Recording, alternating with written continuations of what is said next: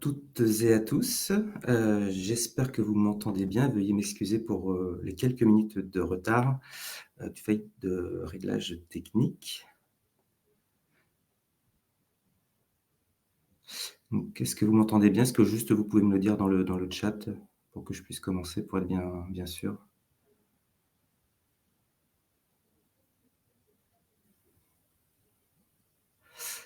Mmh. Ah, toujours rien. Ah OK, OK pour le son, merci beaucoup. Super. On m'avait prévenu qu'il y avait un petit décalage. Parfait, merci beaucoup. Donc je vais commencer la présentation. Donc, bienvenue dans ce salon, e-rendez-vous de la protection sociale, donc qui va aborder les actualités, 2025-2027 de Net Entreprise, donc principalement, l'ADSN, mais aussi un petit peu le portail, Net Entreprise. Je vais me présenter. Donc je m'appelle Guillaume Cosno. Je suis, responsable, déploiement DSN et Passereau au sein du JPMDS. En fait, ma mission, c'est principalement l'accompagnement, des éditeurs, pour la mise en place et les évolutions en DSN et en Passereau, et également la partie qualité en production, la qualité des données qui sont donc véhiculées via les DSN et les Passereaux en production. On va tout de suite rentrer dans le vif du sujet. Alors, vous avez peut-être remarqué que le titre, du salon, c'était Actualité DSN 2025-2026. Je l'ai un petit peu étendu à 2027 puisqu'il y a un décalage sur un sujet, donc c'est pour être cohérent dans la présentation. Alors, au sommaire, donc sur les actualités 2025, donc déjà, il y a la fermeture de Topaz. On va évoquer ce sujet, mais je pense que vous êtes déjà, informés, de cette situation, notamment par les nombreuses communications qui ont été réalisées. Je vais également vous parler de l'API des scènes pour les dépôts de pièces jointes à destination de l'assurance, maladie. Pour 2026, le CRM AJ+5 pour la MSA, donc qui porte les contrôles, donc c'est un CRM normalisé, donc qui porte les contrôles en vue de la DSN de substitution.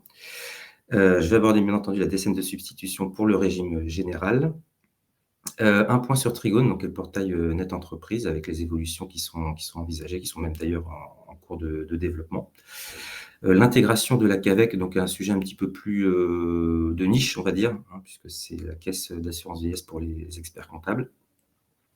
Le remplacement de l'AEM, au second semestre 2026. Donc ça, c'est une formalité qui est, destinée aux intermittents du spectacle. La mise en place progressive du fait générateur et également en 2027, le remplacement de la DPAE qui était initialement prévu en 2026, mais donc qui était reporté en 2027. Donc sur les sujets 2025, donc la fermeture du service Topaz. Pour mettre un peu de contexte, hein, le service Topaz, il a été créé, lors du déploiement du prélèvement à la source, en DSN. Ce prélèvement à la source donc nécessite de récupérer, les taux, personnalisés pour, tous les individus. Donc ça, vous avez ce retour, heu, une fois que vos DSN mensuels sont déposés, donc la DGFiP vous fait un retour sur les individus avec, les taux correspondants. Sauf que, par exemple, pour un individu qui est nouvellement embauché, dans ce cas-là, vous aviez besoin de récupérer ce taux, au plus tôt, pour éviter, d'appliquer le taux barème sur le 1er mois de paye, par exemple. Au départ, on a mis en place ce service Topaz, hein, donc qui permet de récupérer dynamiquement, heu, le taux, des individus sur lesquels la demande est faite par l'employeur. C'est un service donc qui a bien vécu, qui a vieilli et donc maintenant qui est devenu, obsolète, et ce service ne sera plus accessible fin 2025. Donc pour l'avenir, comment faire, pour récupérer, un taux, de passe personnalisé? Il est fortement recommandé d'utiliser dès à présent le signalement d'amorçage des données variables, ce qu'on appelle le SADV.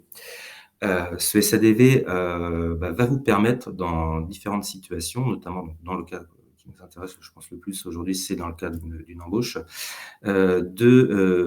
d'envoyer l'information donc à la DGFiP et également donc aux organismes complémentaires pour effectuer la préaffiliation. Mais là, ce qui nous intéresse surtout, c'est le prélèvement à la source, le taux de prélèvement à la source. Ce signalement d'amorçage va vous permettre de récupérer dynamiquement également ce taux pour l'individu et afin de l'appliquer directement dans la paye, dès son arrivée. Donc quels sont les avantages à utiliser le SADV? Bah, déjà, quand vous allez envoyer, ce signalement d'amorçage, en retour, vous allez avoir ce qu'on appelle un BIS, et donc un bilan d'identification du salarié. Donc c'est-à-dire que, les informations, d'identification de l'individu qui sont portées dans ce signalement, vont être envoyées au système, national de gestion des identités, ce qu'on appelle le SNGI, et en retour, si, le SNGI constate des écarts entre ce qui était déclaré et ce que lui a dans sa base de données, il va vous remonter ces écarts, et donc là, l'objectif, c'est de prendre en compte ces écarts pour pouvoir ensuite, correctement, et redresser surtout, les données d'identification de l'individu, parce que c'est très important qu'il soit correctement identifié pour l'ensemble des organismes destinataires, de la DSN, afin que, bah, les droits lui soient correctement, attribués.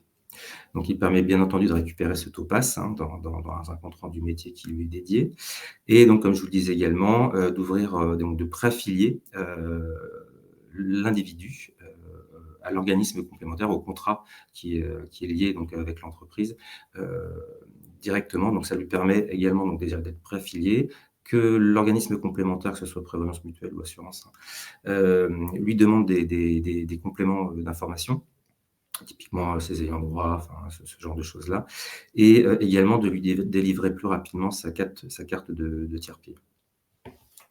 Donc voici tous les avantages du signalement d'amorçage par rapport à Topaz. Et donc de toute façon maintenant, étant donné que Topaz va s'arrêter donc, au 31 décembre 2025, le seul moyen, de récupérer ce taux de prélèvement à la source dans le cadre d'une embauche, hein, ça sera d'utiliser le signalement d'amorçage, et si, vous n'avez pas cette fonctionnalité, dans le logiciel de paye, dans ce cas-là, il faudra appliquer le taux barème le premier mois, pour ensuite récupérer à la fin du mois, au retour, enfin après dépôt de votre DSN, le retour de la DGFiP avec le taux personnalisé de l'individu pour l'appliquer le mois suivant. Toujours pas de son. Alors j'espère que vous m'entendez toujours bien, parce que je vois que des messages passer. Alors, j'essaie de répondre à des questions, au fur et à mesure. Donc là, je vois, le TZ, ne sont pas générés à l'application du taux barème des informations sur le sujet. Non, malheureusement, le TZ, c'est donc une offre de service simplifié qui est gérée par l'URSSAF, effectivement. Et nous n'avons pas connaissance, de cette application sur le SADV. En tout cas, je n'en ai pas souvenir, mais je pourrais peut-être me renseigner, mais en tout cas, en séance, je ne pourrais pas répondre. Comment avec le SADV obtenir en masse les taux de passe de plusieurs salariés? Ben, en fait, c'est simple, c'est simple, soit votre logiciel, fonctionne avec, l'API, c'est-à-dire machine to machine, c'est-à-dire que vous ne passez pas par NetEntreprise pour faire vos dépôts de DSN mensuels, par exemple, vous passez directement, via votre logiciel de paye ou via le portail que vous fournit votre éditeur. Donc dans ce cas-là, vous pouvez envoyer autant de SADV, que d'individus concernés. Donc vous allez les récupérer autant de comptes rendus métiers que d'individus, concernés. C'est-à-dire que si vous embauchez 100 individus, enfin peut-être pas 100, ça fait beaucoup quand même, mais 10 individus, sur le mois, bah, vous allez envoyer 10, SADV, vous allez récupérer, 10 Topaz pour ces individus.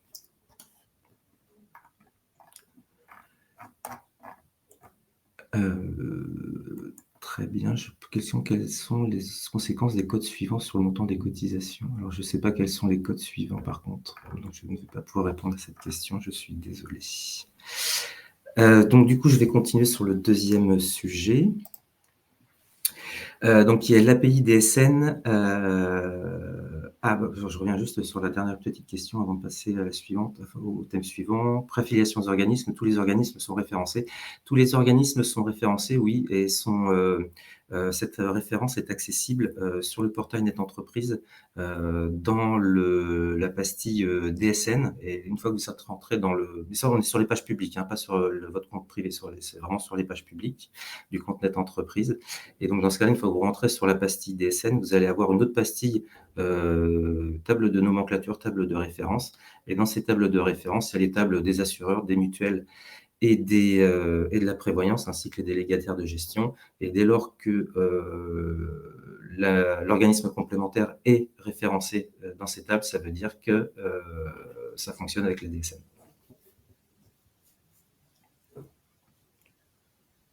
Alors pour ceux qui dépendent du CEA de l'URSSAF, c'est la même chose que pour le TZ, hein. Je ne sais pas si, l'URSSAF a mis en place, le SADV pour récupérer, le taux de prélèvement à la source pour les individus nouvellement embauchés. Je passe donc, à l'API des scènes avec dépôt de pièces jointes. Donc, comme je vous disais tout à l'heure, l'API, c'est en fait, c'est un dispositif, donc c'est un outil, d'automatisation de connexion, sur le serveur pour réaliser vos dépôts. Heu, donc, c'est-à-dire que vous n'avez pas besoin de vous connecter, sur Net Entreprise, pour, réaliser, un dépôt. Donc ça se fait automatiquement via le logiciel de paye. En règle générale, c'est ce qu'on dit. Donc, historiquement, on va dire, on avait mis en place avec, la CNAM un téléservice qui s'appelle toujours d'ailleurs dépôt de pièces jointes, donc qui est disponible sur le compte, entreprise du portail Net Entreprise, qui est lui revenu déjà en remplacement de la procédure de l'envoi des pièces, justificatives d'arrêt par mail. Donc c'est-à-dire que initialement, en cas d'arrêt maladie, bah, vous deviez envoyer un mail pour envoyer les pièces jointes au CPAM. Ensuite, donc, nous avons mis, en place avec la CNAM un service, dédié de dépôt de pièces jointes dans lequel il fallait, comment dire? Poster, les documents, pour que la CNAM puisse, les télécharger de son côté et donc on est en train de développer cette nouvelle offre, donc qui sera réalisée directement au niveau du logiciel de paye, donc cette API DSN, donc on est à disposition des éditeurs, qui va, fonctionner de la même façon, sauf que, tout transitera directement à partir du logiciel de paye sans passer par un postage des informations ou des documents sur le site Net Entreprise. À noter que seul le format PDF sera autorisé dans l'API, DSM. Ce qu'il faut savoir que c'est un service, qu'on met à disposition des éditeurs de logiciels de paye, qu'il n'y a aucune obligation, hein, côté éditeur de logiciel de paye de le mettre en place et mais après voilà, c'est vraiment son offre de service à lui qui fera qu'il vous le proposera, ou non. En tout cas, c'est quelque chose que nous, en tout cas, on met à disposition, pour les éditeurs logiciels de paye. Alors attention, hein, cette nouvelle, API, qu'on a mis à disposition ne va pas remplacer, le dépôt de pièces jointes, sur le portail Net Entreprise, hein, parce que bien entendu, si vous n'avez pas cette possibilité de le faire via votre logiciel de paye, dans ce cas-là, vous pourrez toujours, faire comme aujourd'hui, c'est-à-dire en déposant les pièces jointes directement sur Net Entreprise. Voilà ce que je pouvais en dire. API, alors c'est, l'acronyme, je ne le connais, ce qu'on appelle, on peut l'appeler machine to machine, en fait. C'est-à-dire que, c'est un protocole qui permet de dialoguer directement entre le logiciel de paye qui va faire des connexions en automatique sur les serveurs, pour, envoyer des flux et récupérer des flux, sans que vous ayez besoin de vous connecter sur Net Entreprise et de faire ces opérations manuellement.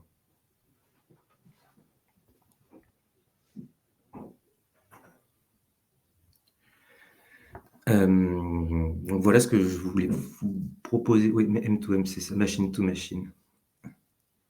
Désolé, c'est pour quand l'API avec dépôt de PJ? Bah, justement, c'est maintenant. C'est maintenant. Non, l'API, c'est quelque chose, c'est une faut voir ça comme un protocole. En fait, c'est ce qu'on veut, bon, ça s'appelle aussi machine to machine. C'est vraiment, c'est quelque chose qui existe depuis très longtemps, qui n'est pas d'ailleurs réservé que sur Net Entreprise au niveau des éditeurs logiciels de paye. Il y a des API qui existent pour tout et l'objectif de l'API, c'est de pouvoir vraiment récupérer des informations sans avoir besoin de se connecter. C'est d'aller directement les chercher ou les envoyer, chez, le destinataire concerné. Et donc encore une fois, hein, ça c'est un service, enfin c'est un outil qu'on met à disposition des éditeurs et après ça reste à la discrétion de l'éditeur de le mettre en place dans son logiciel de paye et potentiellement même, je dis peut-être n'importe quoi, mais potentiellement d'en faire un service payant de son côté.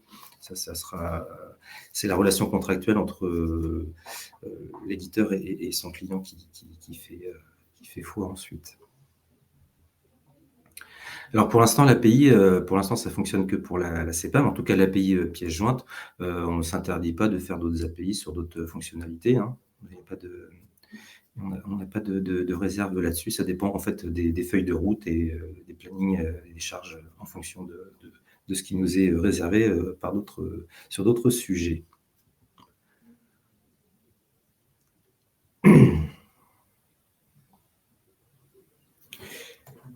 Alors je continue. Donc sur 2026. Donc le premier sujet donc, que je voulais vous présenter, donc ça concerne, la MSA. Donc là, on est vraiment que sur, purement sur le régime agricole. Sur la partie régime général, comme vous le savez, il existe déjà des CRM, H+4 et J+5, hein, donc avec leurs petits noms, c'est les CRM 119 et 120, donc qui portent, les contrôles, opérés par l'Urssaf. On y reviendra, plus en détail, juste après justement. Et donc, ce qui se passait, c'est que la MSA, elle avait juste un CRM à J+1 pour reporter, ses contrôles à destination des employeurs.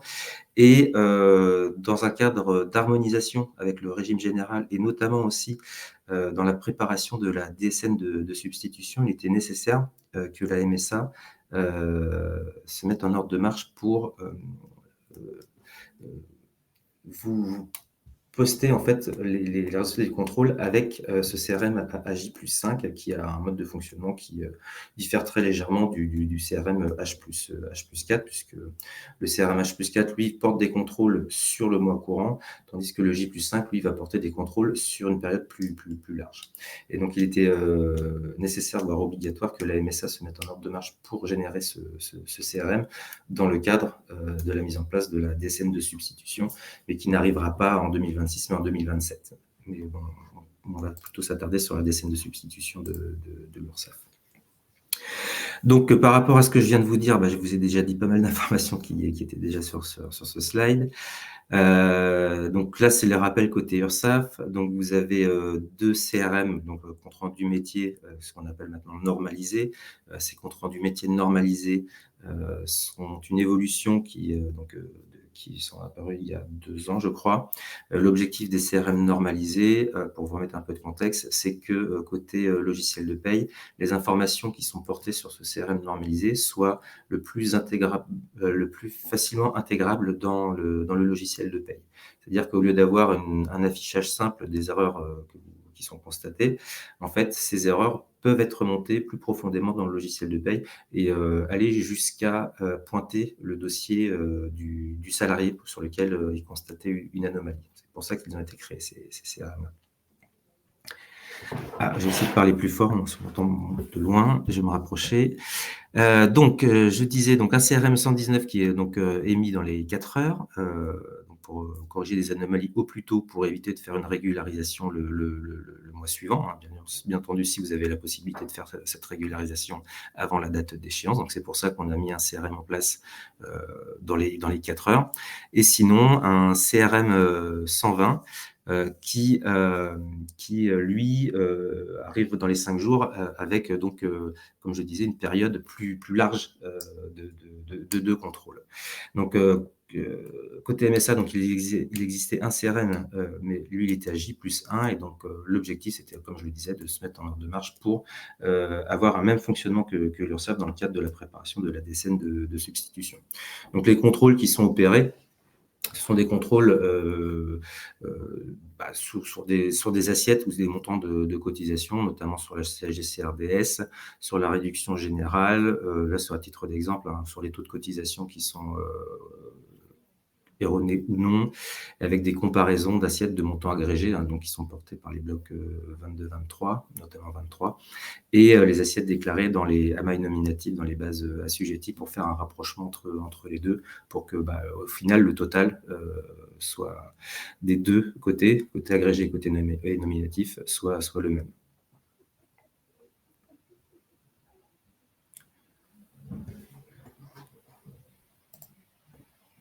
Donc côté MSA, donc je vais vite passer parce que ça fait déjà 2 fois que j'en parle. Donc il y avait un CRM 130, donc il y a un nouveau CRM qui s'appelle le CRM 134 qui va arriver. J'ai essayé de répondre à quelques questions aussi.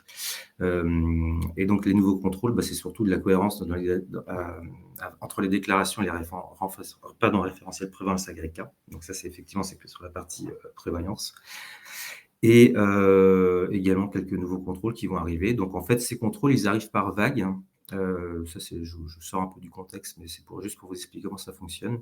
Les nouveaux contrôles, ils arrivent par vague. Généralement, c'est une vague de 10-15 contrôles. Donc, l'objectif, c'est d'avoir 2 vagues, par an, donc c'est-à-dire une vague au mois de juillet et une vague au mois de janvier. Pour que les contrôles soient mis en production et applicables en production. Et avant cette mise en production, donc 3 mois avant, on met à disposition ces contrôles sur la plateforme de test, côté, Net Entreprise. Donc pour permettre de tester effectivement si les contrôles retournent des faux positifs ou s'il y a des choses bizarres qui se produisent ou en tout cas qui vous reviennent. Et donc dans ce cas-là, on peut rentrer en contact ensuite avec l'Urssaf Caisse Nationale pour, leur expliquer pour remonter les cas et ensuite eux, ils modifient ou ils ajustent leur contrôle avant la mise en prod. Donc, qui, je le rappelle, sont réalisés en juin et en juillet de chaque année. Alors, je vais essayer de reprendre un petit peu bonjour, un travail de la MSA est-il pour contrôler que leur outil... Alors ça, je ne pourrais pas répondre. Alors l'objectif, hein, sur ça, c'est que, justement, nous les éditeurs nous remontent régulièrement des incohérences ou en tout cas un calcul qu'ils ne comprennent pas. Donc dans ce cas-là, on soumet, cette demande donc soit à l'Urssaf, soit à la MSA pour qu'ils regardent de leur côté et donc, soit effectivement il y a un ajustement de contrôle qui est nécessaire ou soit c'est plus un ajustement du logiciel ou du paramétrage. Donc, c'est une sorte de cercle vertueux qui s'instaure pour raffiner et avoir des contrôles qui se déclenchent le plus justement.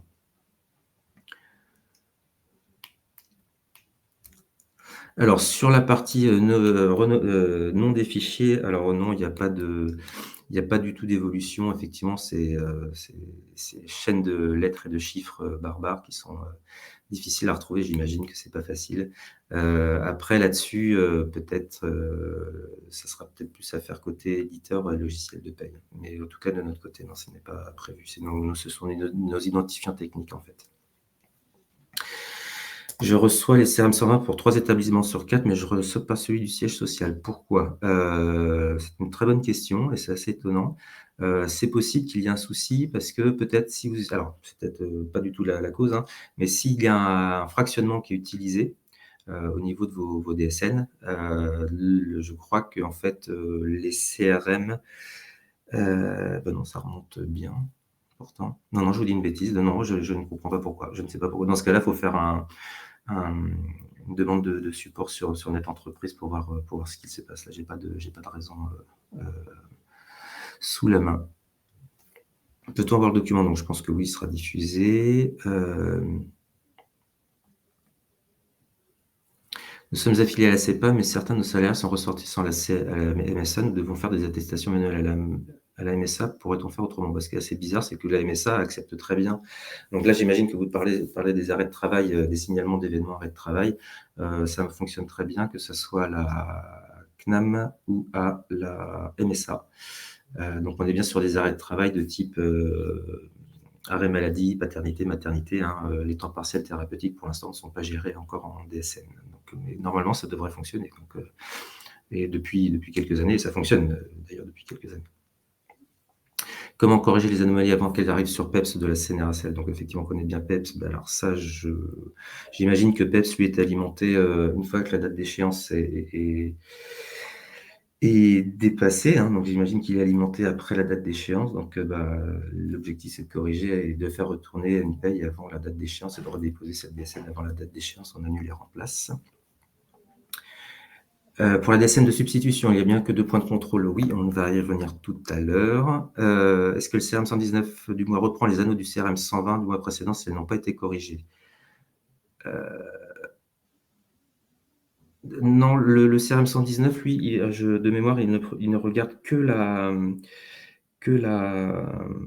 sur la période courante. Donc, je pense que tout sera reporté dans le CRM 120 à chaque fois.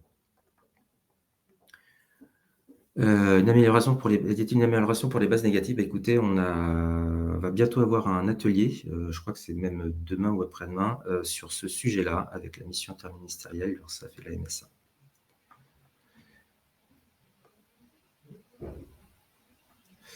Donc pour les brutes négatives, j'y ai répondu, enfin, de ce que je pouvais répondre. Alors par contre, sur les délais de réponse de l'Urssaf, je ne pourrais pas me prononcer, je n'ayant pas la main dessus.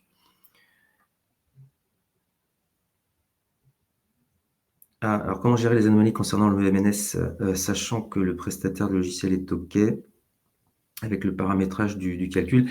Alors, dans ce cas-là, si, faut voir avec votre éditeur et qu'il nous remonte, côté JPMDS, le sujet. Peut-être ça a déjà été fait d'ailleurs. Parce qu'on a effectivement, on a régulièrement des cas où, on a une incompréhension avec un déclenchement. Généralement, c'est le MNS 002 qui se déclenche avec, une variation de plus de 20% par rapport à l'attendu. Donc, mais celui-là, il est encore perfectible, donc il renvoie encore quand même quelques faux positifs. Mais s'il y a un sujet avec, le calcul du MNS et du logiciel de paye, faut pas hésiter à le remonter à votre éditeur qui nous le remontera directement, côté JPMDS, côté déploiement.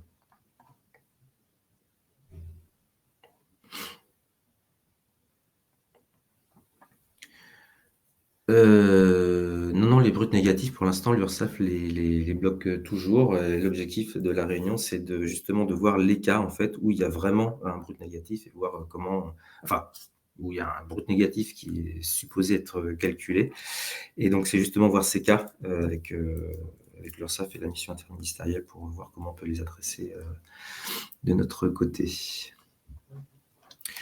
Donc, je passe à la suite. Donc, c'est toujours sur les CRM normalisés, hein, donc, c'est juste un petit rappel de ce qui vient d'être dit. Donc, côté URSSAF, les CRM normalisés donc, existent déjà depuis 2 ans.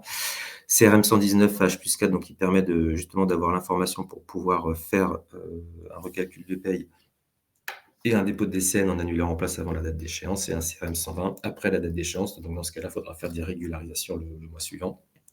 Donc, même principe pour la MSA, CRM 130 H+4 et CRM 136 H+5. Donc voilà, c'était juste pour faire cette petite synthèse. La DSN de substitution. Je pense que vous avez tous entendu parler de ce nouveau message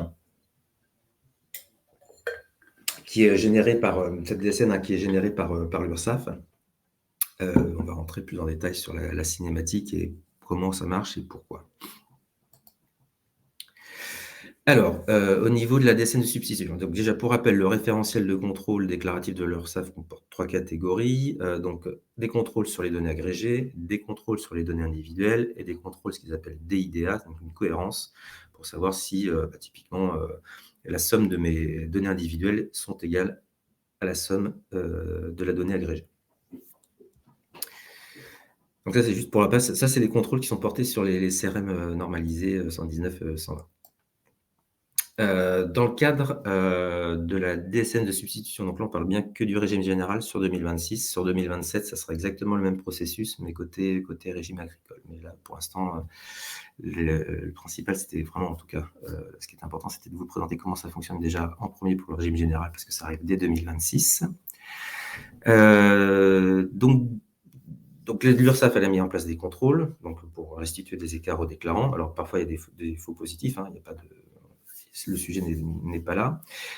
Et notamment, donc, on parlait tout à l'heure de 2 contrôles qui seront portés par la DSN de substitution. Effectivement, il y a 2 contrôles qui vont être positionnés et ces contrôles sont positionnés sur l'assiette plafonnée.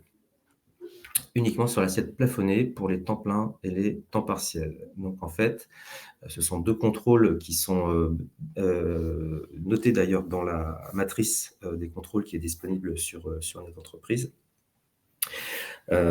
Puisque dans la matrice, c'est marqué que ces contrôles sont, éligibles à la DSN de substitution. Donc, pour 2026, pour le régime général, il n'y a que 2 contrôles qui sont, éligibles à la DSN de substitution. Donc, ce sont des contrôles qui concernent la base plafonnée pour les individus temps plein et les individus temps partiel. Donc, ce sont 2 contrôles, différents.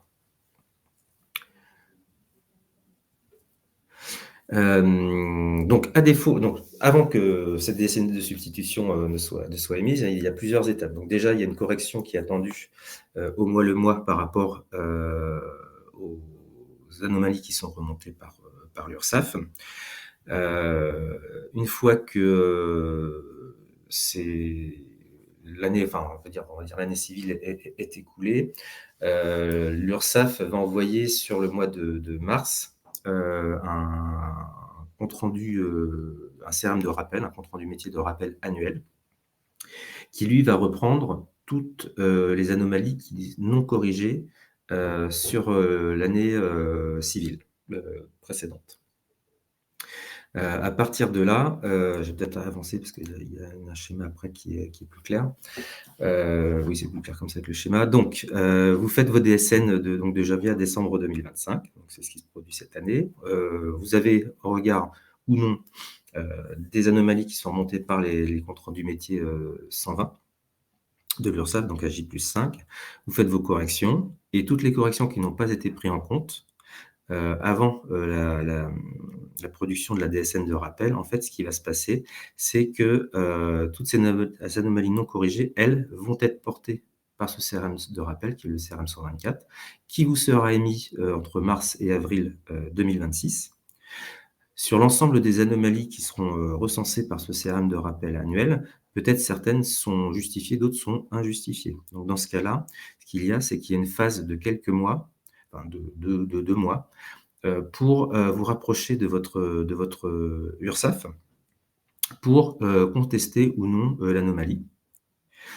Si, une anomalie, si l'URSSAF est d'accord que l'anomalie s'est déclenchée à tort, donc dans ce cas-là, elle va, annuler cette anomalie de son côté. Par contre, si elle estime qu'elle est justifiée, elle va la conserver et toute anomalie non corrigée à la date, de juin 2026, va faire l'objet, d'un redressement. En fait, l'URSSAF va opérer le redressement, de la donnée telle qu'elle l'attend. Donc, elle l'attend par rapport à ce qu'elle vous a déjà, annoncé dans les CRM 120 et dans le CRM de rappel.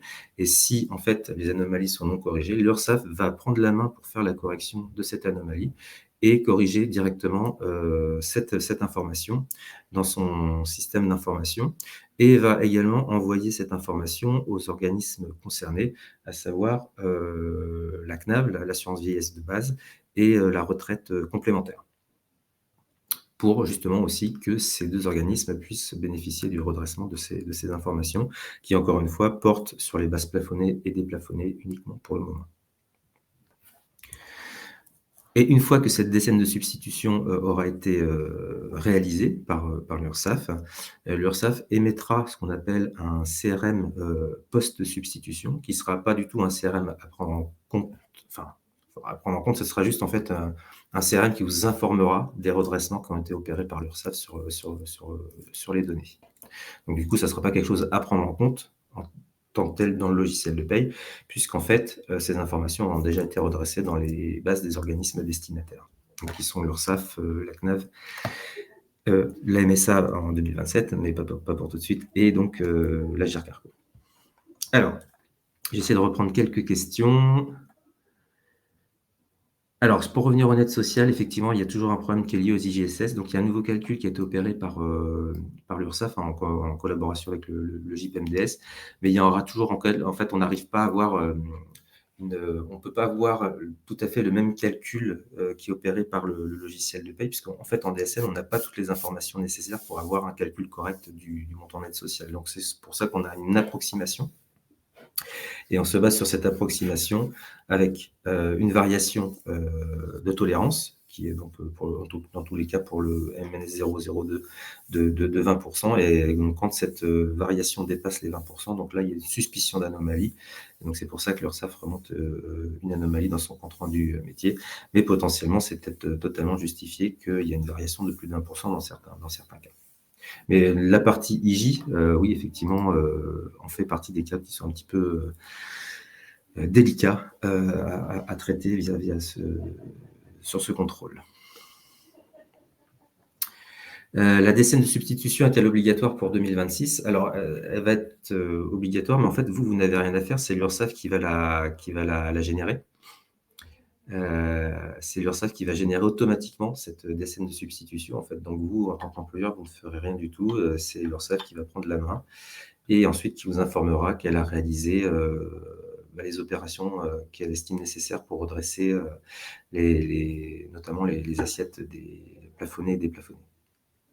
Pardon, que plafonnés, excusez-moi. La déplafonnée, ça serait pour, 2027 ou 2028, pardon. Je reviens, hein, c'est vraiment que sur les assiettes plafonnées pour les temps plein, temps partiel.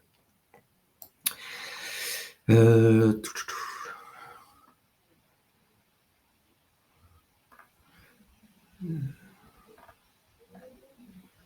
Je lis rapidement, hein, si je peux répondre à certaines questions. Le redressement par décès de substitution générait une majoration pénalité. Je ne sais pas. Ça, c'est à la discrétion de l'URSSAF. Pour le moment, je ne pense pas, en tout cas pas pour la première année.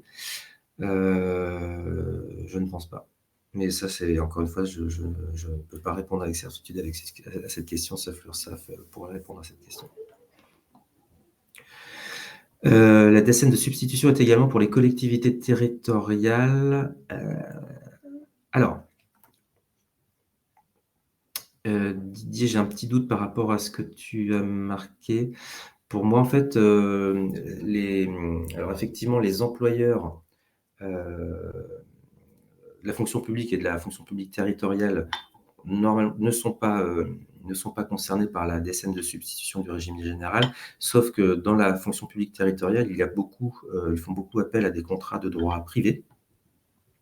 Et ces contrats de droit privé, en fait, sont concernés par la décenne de substitution, puisque c'est bien le régime général qui va les gérer. Donc oui, potentiellement, vous pouvez être affecté par la décenne de substitution que pour les contrats de droit privé, pour les deux contrôles que j'ai décrits tout à l'heure.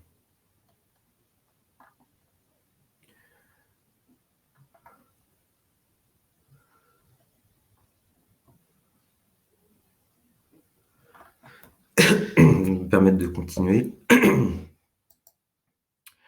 Sur la partie Trigone, alors là, je vais essayer de passer très rapidement parce qu'en fait, c'est un gros projet qui a été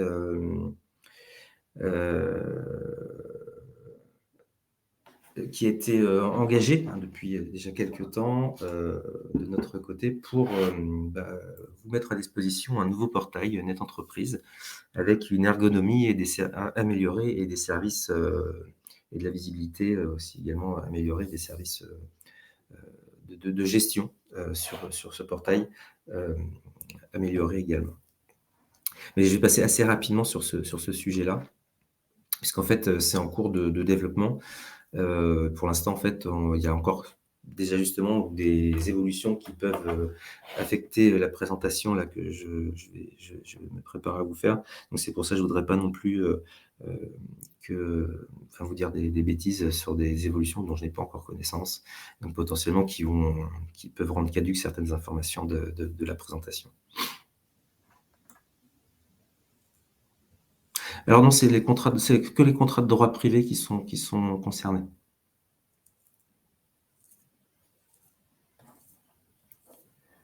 Je vois une question, hein, je répète, hein. Donc c'est les entreprises du secteur privé, elles sont toutes concernées, mais côté fonction publique, que ce soit État, hospitalière ou territoriale, ne seront concernés que les employeurs qui font appel à des contrats de droit privé. Et donc ça sera que ces contrats de droit privé qui seront contrôlés, pas les autres contrats. Donc les nouveautés, donc un menu personnalisé, un menu général, un nouveau tableau de bord DSN et avec un accès au site partenaire. Donc on va aller très rapidement sur la première nouveauté. Donc là, au niveau du menu personnalisé, hein, donc quand vous vous connectez sur Net Entreprise, vous allez avoir dans ce menu personnalisé un menu général pour accéder aux modifications de compte, aux outils de contrôle non gérés dans le carrousel spécifique. Vous allez avoir également un carrousel dédié aux services spécifiques à la DSN. Un accès à la DSN mensuelle et au signalement d'événements. Et enfin, un accès tout en bas aux autres déclarations aux services associés. Donc, c'est pour ça que c'est découpé avec ces trois parties. Donc, dans le menu général du site Net Entreprise, donc, il y a tout ce qui est la gestion, attrait à la gestion du compte, au niveau des habilitations. Donc, ça, c'est quelque chose à laquelle vous êtes déjà habitué, mais donc ça va être une autre ergonomie. Un outil de consultation, notamment des informations d'inscription et un historique des inscriptions réalisées, la gestion des collaborateurs par l'administrateur, les notifications qui vous sont parvenues, également donc la gestion des DSN mensuels, des signalements d'événements et des sites partenaires. Là, je vais le passer. C'est au niveau des sites partenaires, en fait. Là, c'est un carrousel dédié qui a été mis en place pour centraliser l'information et pour avoir accès au site partenaire. Heu, dans la refonte du site Net Entreprise et notamment sur le tableau de bord DSN, c'est là où aussi il y a une, grosse refonte et un gros chantier qui a été, mis en place et donc qui est en cours de développement pour, vous apporter, beaucoup de plus de visibilité, vous donner du contenu, avec, beaucoup plus intuitivement et également une organisation qui vous permet, vous, de fluidifier en fait, votre navigation sur ce tableau de bord. Donc ce tableau de bord, comme je vous le disais, hein, il va déjà avoir accès des informations relatives aux déclarants, les informations liées aux déclarations transmises, les IDCRET et les informations spécifiques, notamment les comptes rendus, métiers. Déjà, au niveau des remontées, ça sera beaucoup plus fluide et beaucoup plus lisible et également, les informations liées à une échéance avec, des remontées qui pourraient être représentées sous format fichier Excel ou XML pour une interprétation dans les navigateurs par exemple.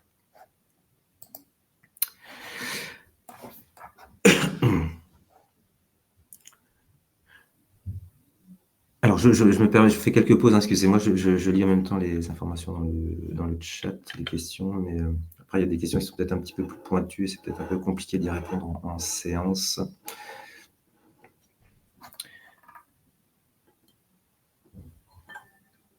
Et donc encore une fois, ce nouveau site, en fait, je ne sais pas, en fait, quand est-ce qu'il c'est ça, en fait, c'est qu'il est en cours de construction. Il y a eu, quelques retards, qui malheureusement sont arrivés.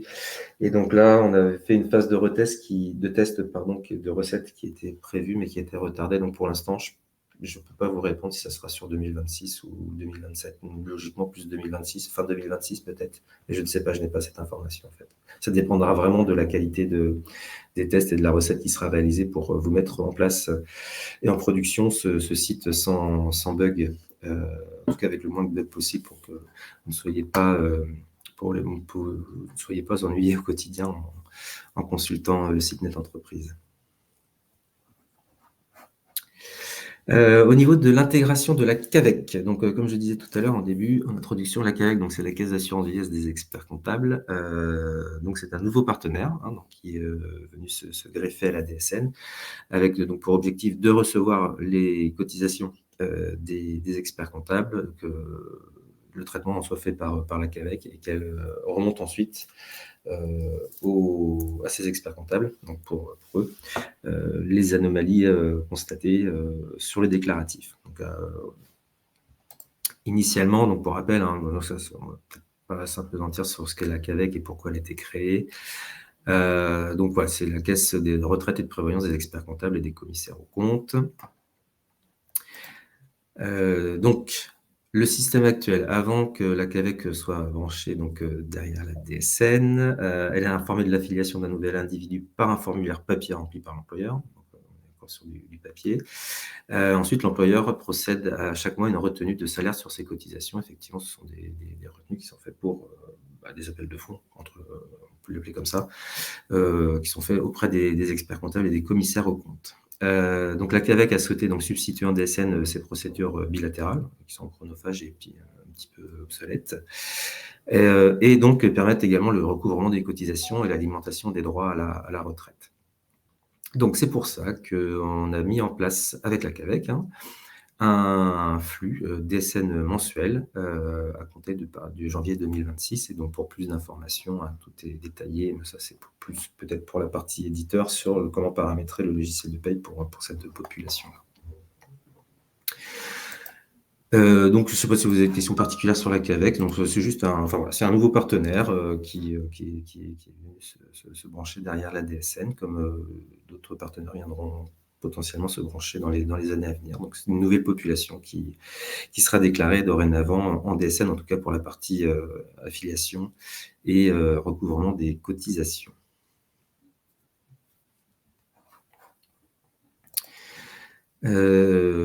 Sujet remplacement de l'AEM. Je suis désolé, je pense qu'on va déborder un tout petit peu. C'était prévu 45 minutes, il me semble, mais je vais essayer de faire vite sur la fin. Donc, concernant le remplacement de l'AEM, hein, donc l'AEM, c'est une formalité, hein, donc à destination de France Travail Service pour déclarer les fins de contrat des intermittents du spectacle, enfin les attestations mensuelles, pardon, des intermittents du spectacle.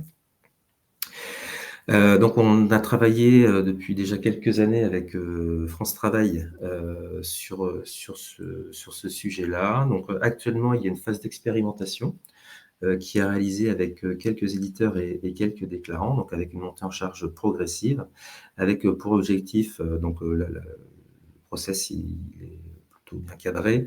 C'est-à-dire que, donc, c'est France Travail qui, nomment en fait des éditeurs éligibles par rapport à leur parc client, parce qu'il y a des clients qui sont plus ou moins complexes, hein. Donc, l'objectif, c'était de commencer avec des entreprises avec des contrats dits simples, faire une double procédure DSN, donc c'est-à-dire déclaration, donc réalisation de l'AVM dans la DSN également en parallèle via la procédure actuelle, de comparer les données. Une fois que les données sont cohérentes entre les deux procédures, directement passer uniquement sur la procédure DSN pour le remplacement de l'AVM. Et donc ce déploiement, cette méthodologie se fait progressivement avec à la fois une extension du nombre d'éditeurs et une extension du nombre d'employeurs avec des cas de plus en plus complexes pour arriver au final à un déploiement généralisé au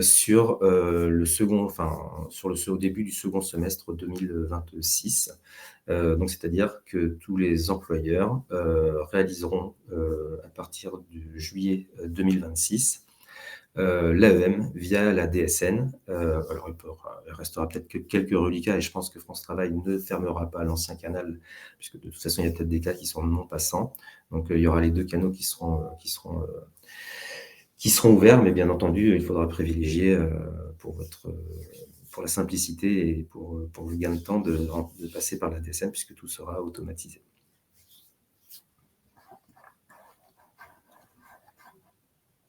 Ensuite, la mise en place progressive du fait générateur.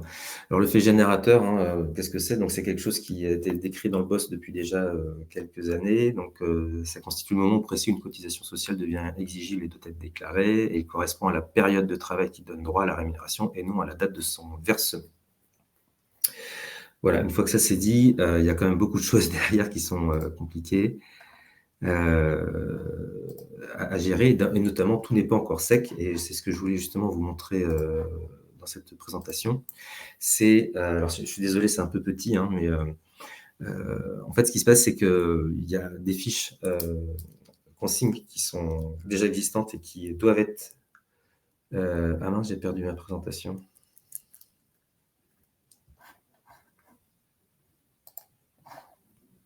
Je sais pas si... Ah si, c'est bon, elle est revenue.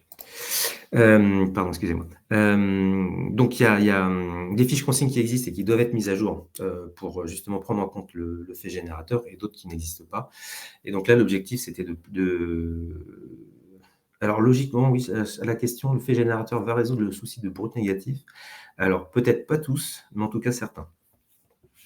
Ça, c'est sûr, par contre. Donc, il y aura 3 lots de fiches consignes qui vont être publiés, parce que pour l'instant, il n'y a aucune fiche consigne qui est publiée. On travaille très étroitement depuis des mois avec, bien entendu, la mission interministérielle, la direction de la sécurité sociale, les éditeurs, l'URSSAF, la MSA et la GRCARCO, entre autres, pour arriver à atterrir sur des consignes qui soient claires, univoques et non interprétables. Donc, premier lot de fiches consignes, donc il y a 5 fiches consignes qui vont être publiées. Donc il y en a 4 qui existent déjà, donc ils font l'objet juste de mise à jour, et une autre qui va être publiée en tant que telle. Donc ces fiches passent par ce qu'on appelle un comité de consultation pour que justement, qui est composé, ce comité, hein, je ne vais pas rentrer dans le détail, mais qui est composé d'organismes de protection sociale, d'éditeurs, d'employeurs, bref, la sphère sociale, la sphère aussi employeur, et d'experts comptables, bien entendu. Donc on travaille tous ensemble sur la relecture de ces fiches pour qu'elles soient justement le plus claires possible et qu'elles soient le plus compréhensibles possible également. Donc comme je disais, 5 fiches qui sont passées au dernier comité de la documentation. Et donc logiquement, elles sont en cours de finalisation. Il y a encore quelques derniers retours et elles vont être publiées, très, très prochainement. Donc ces fiches consignes sont très attendues par tout le monde en fait, par les éditeurs, par, vous aussi les employeurs, pour, pouvoir, faire les paramétrages correctement au niveau du logiciel de paie. Un deuxième lot qui sera disponible de 4 fiches qui sera disponible fin premier trimestre 2026 et enfin un troisième lot qui sera disponible fin premier semestre 2026. L'objectif, c'est de faire également une sorte de phase pilote d'expérimentation, de test. On ne sait pas encore comment l'appeler ou comment le formaliser. Ça, c'est un travail qui va être fait avec les organismes de protection sociale, URSSAF, MSA et AGIRC-ARCO, avec pour objectif de pouvoir se tester sur 2026 pour pouvoir être prêt sur 2027. On sait très bien que les plannings sont très, très tendus, ça devient très compliqué pour tout le monde, effectivement, parce que c'est un gros, gros sujet. Et donc, on fait au mieux pour vous apporter de l'information le plus tôt possible et de la formation la plus claire possible également. Et enfin, je voulais vous parler du remplacement de la DPE. Peut-être vous avez eu sur 2025 une information qu'on avait probablement en plus diffusée, puisque c'était le planning initial, où normalement la DPE devait être prête, en tout cas disponible en production pour la partie régime général. De mémoire, je crois que c'était sur le mois de septembre 2026, pardon. Et en fait, il va y avoir un léger décalage. Non, je crois que c'était au mois de mars, pardon, excusez-moi. Donc il va y avoir un décalage, juste tout simplement pour sécuriser cette procédure déclarative sur laquelle il reste encore quelques petits points sur lesquels nous devons encore travailler et instruire ces sujets avec l'URSSAF Caisse nationale. Et donc l'objectif, c'est de faire un pilote sur fin 2026 pour avoir un remplacement de cette DPAE tout début 2027, tout en sachant que la formalité actuelle restera disponible en 2027 et voire en 2028-2029. En tout cas, il n'y a pas de décommissionnement prévu côté URSSAF sur cette procédure de la DPAE. Ça sera juste donc un service en plus qui sera adossé à la DSN et vous pourrez donc faire votre DPAE via la DSN au lieu de la faire via le canal historique actuel. Voilà ce que je voulais vous dire. Je pense que je ne vais pas rentrer dans le détail sur la DPAE, puisque c'est plus 2027. Donc pour l'instant, je pense qu'on pourra s'en reparler sur un prochain e-salon l'année prochaine. Donc pour la DPAE, ça sera facultatif en 2027. Oui, c'est comme je dis, hein, c'est un service. Enfin voilà, la DSN le proposera, mais en tout cas, le service actuel ne sera pas fermé. Pour le temps partiel thérapeutique, pas encore de visibilité. On maintient une amorce en DSN plus attestation de salaire vient d'être reprise. Pour l'instant, oui, sur 2026, c'est sûr. Je crois que le temps partiel thérapeutique, je n'ai plus la date, mais je crois que ça va être compliqué sur 2027. Mais de toute façon, pour tout ce qui est information, bien entendu, on vous mettra des actualités sur le site Net Entreprise. N'hésitez pas à venir le visiter régulièrement pour profiter des actualités, de la mise à jour des fiches consignes et tous les services qu'on vous propose. Merci beaucoup de votre participation. Je vois qu'il y a eu beaucoup d'échanges dans le chat. Merci aussi pour ces discussions, ces échanges qui sont très productifs. Je vous souhaite une bonne journée et une bonne continuation dans les différents salons de la protection sociale. Merci beaucoup. Au revoir.